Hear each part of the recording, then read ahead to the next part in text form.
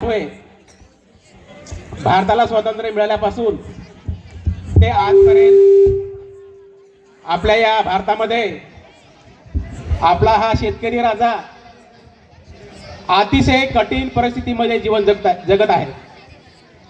मग ते कुठल्याही सरकार असो, कुठल्याही सरकारच्या कालावधीमध्ये हा शेतकरी वर्ग अतिशय हलापेष्टामध्ये या ठिकाणी जीवन जगतोय. म्हणून मी या ठिकाणी शेतकऱ्याच्या जीवन चरित्रावर आधारित स्वतः लिहिलेली कविता आपल्या समोर या ठिकाणी सादर करणार आहे.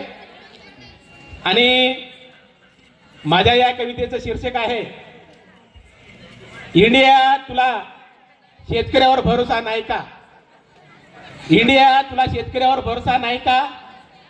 अशा प्रकारचं माझ्या या कवितेचं शीर्षक आहे. चला तर मग मी माझ्या स्वतः लिहिलेल्या कवितेच्या सादरीकरणाला या ठिकाणी सुरुवात करतोय.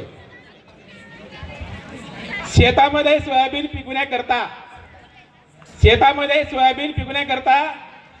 एका क्विंटलला 5,000 रुपये खर्च येतो. शेतामध्ये सोयाबीन पिकवण्याकरता एका क्विंटलला 5,000 रुपये खर्च येतो आणि सरकार मात्र शेतकऱ्याच्या सोयाबीनला 400 रुपये भाव देतो.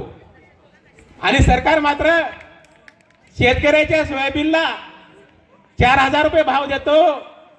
इंडिया तुला शेतकऱ्यावर भरोसा नाही का? इंडिया तुला शेतकऱ्यावर भरोसा नाही का? नाही का? इंडिया मधला इतर समूह मात्र आईस आरामात खातो या तुपाशी.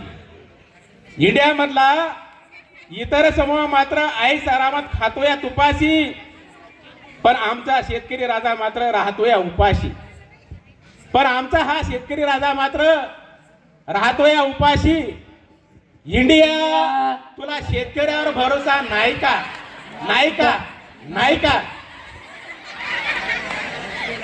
अतिवृष्टीमुळे शेतकऱ्याची सरसकट पिके खरडून गेली.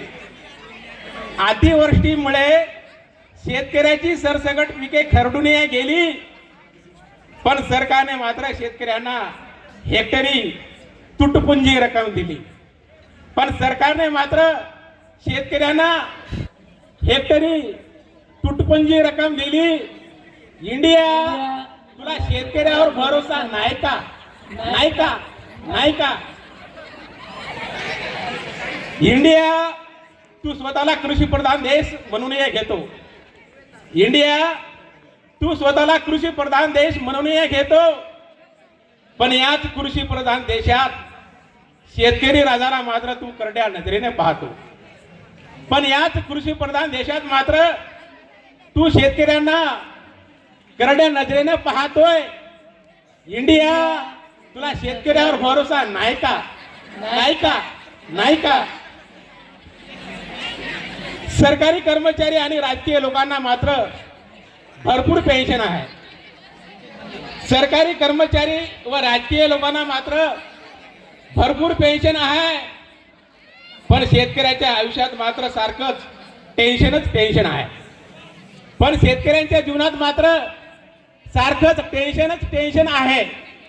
इंडिया तुला शेतकऱ्यावर भरोसा नाही का? नाही का? नाही का?